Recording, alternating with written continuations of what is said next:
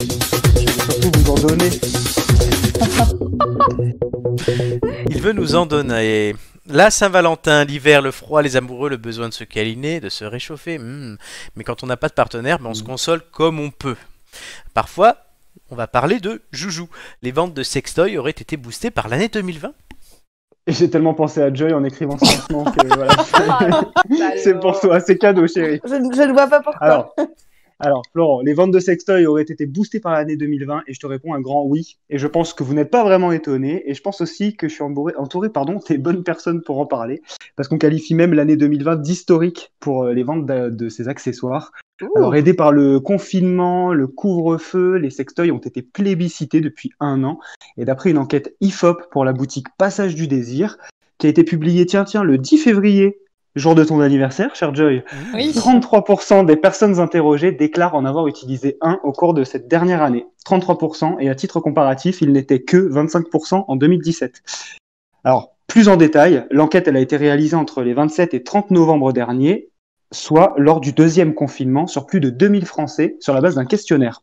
Et à ce questionnaire, 51% des 18-69 ans ont déjà utilisé un sextoy au cours de leur vie, et c'est même la première fois que le chiffre dépasse 50%. Alors évidemment, on constate une baisse en fonction par rapport aux tranches d'âge, mais je tenais quand même à souligner qu'on a encore quelques seniors plutôt actifs, hein, donc voilà, on peut toujours le souligner. Il y a de Et l'espoir, puis Julien. précision... De quoi ? Il y a de l'espoir pour toi aussi plus Ah, tard. bah tu vois, tu sais ce qu'on dit, c'est dans les vieux pots qu'on fait les meilleures soupes. Hein. Eh oui. Bon, alors précision pour le questionnaire, c'est un questionnaire auto-administré en ligne, donc ça veut dire que les sondés ne répondaient pas directement à un sondeur, ce qui a dû donner plus de liberté dans les réponses. Alors, si l'engouement s'est fortement accentué avec la situation sanitaire, il était déjà présent dans nos sociétés occidentales, bien avant qu'on ne parle de confinement ou de Covid. On parle même de démocratisation de l'utilisation de ces accessoires dédiés au plaisir sexuel. Et c'est une vraie analyse, hein. Pour le coup, vraiment, l'analyse est très fouillée. En tout cas, au niveau des comportements, voilà, fouillée, c'est le bon mot.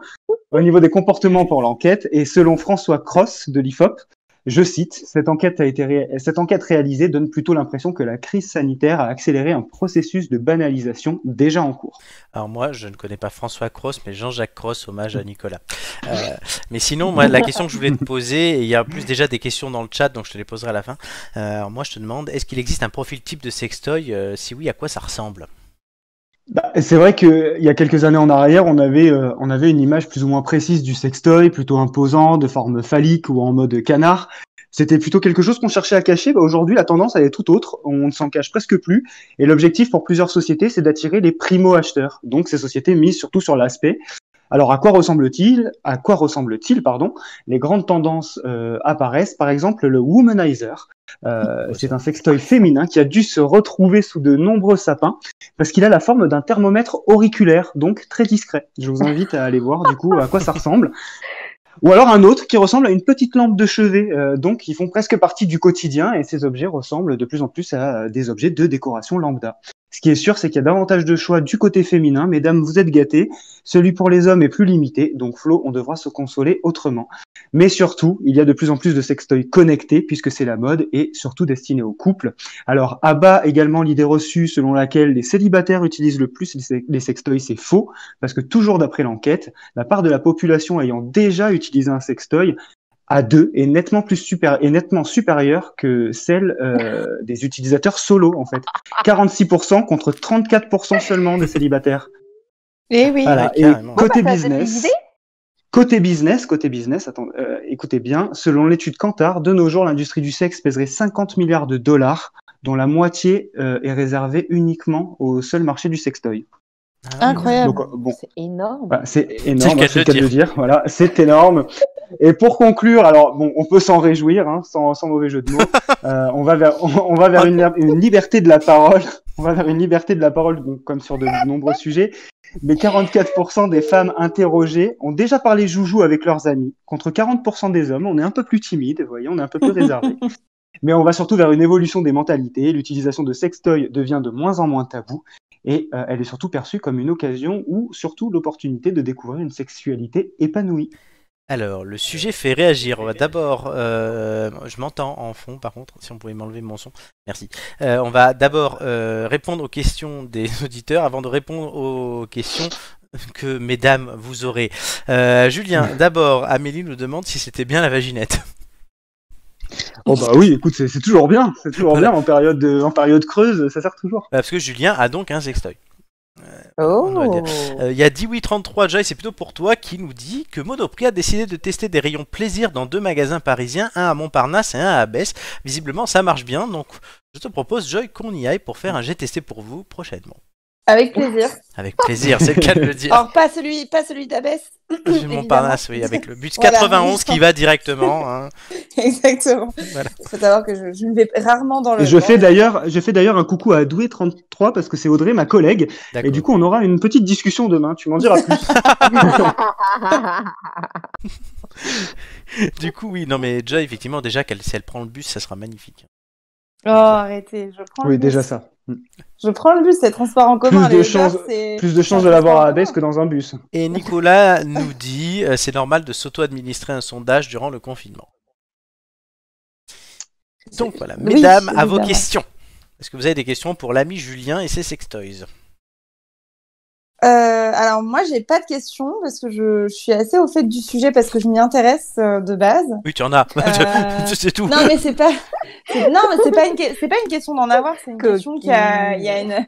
Non justement c'est pas une question d'être coquine ou pas, c'est une question qu'il y a une libération de la parole notamment au niveau du plaisir féminin qui se fait beaucoup sur Instagram et moi j'invite toutes les auditrices présentes à aller s'abonner au compte Jouissance Club, Orgasme et moi. Tu nous avais parlé d'Arsène aussi, tu nous avais parlé.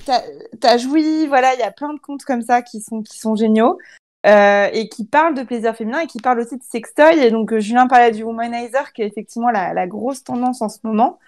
Puisque c'est un sextoy qui est un masseur clitoridien. C'est pas une chanson de Britney Spears? Non, en fait, ça ferait ça. Mais voilà, qui invite les femmes à explorer leur plaisir pour justement après être en couple, être beaucoup plus à l'aise. Et c'est très bien, et à faire tomber les tabous. Donc il y a aussi beaucoup d'hommes qui en utilisent. Il y a aussi non mais voilà, il y a le plaisir prostatique, donc qui est un petit peu encore tabou chez les hommes hétérosexuels. Après, surtout, mais c'est intéressant. Je rebondis sur ce que tu dis, Joy. En fait, comment dire, les personnes qui ont répondu oui, en fait, avez-vous utilisé un sextoy au cours de ces derniers mois? En fait, surtout comment dire, c'est assez équitable entre les hommes et les femmes. Je crois qu'il y a 50% d'hommes et 52% de femmes. Donc c'est vraiment, ça concerne, voilà, c'est vraiment les deux sexes. Ouais, c'est intéressant. Et puis c'est aussi parce que justement, il y a de plus en plus d'utilisation en couple. Donc, ça amène les deux à jouer, à explorer, et c'est très bien. Et ça, c'est vraiment quelque chose que j'ai appris parce que c'est vrai que c'est un peu une idée reçue. On pense que c'est les célibataires qui en utilisent le plus. Eh bien, l'enquête prouve le contraire. Gigi, une question et on passe à la suite. Moi, quand j'ai vu le titre Les ventes de sextoy en 2020, moi, je m'attendais à ce que tu nous fasses le top 10 avec images. C'est pas le principe de sa chronique. Non, on fera, c'est ça, un jet testé pour vous à domicile si vous voulez. Ça sera plutôt un jet testé pour vous, une minute bonheur là. Alors si le passage du désir nous écoute, moi je veux bien être testeuse, il n'y a pas de problème. Voilà, à défaut d'avoir des mecs, elle veut des sextoys. On mentionnera le passage du désir. Très bien. Voilà. Merci beaucoup Julien. C'était plus qu'inspirant et très intéressant et réjouissant et très intéressant. Réjouissant, exaltant.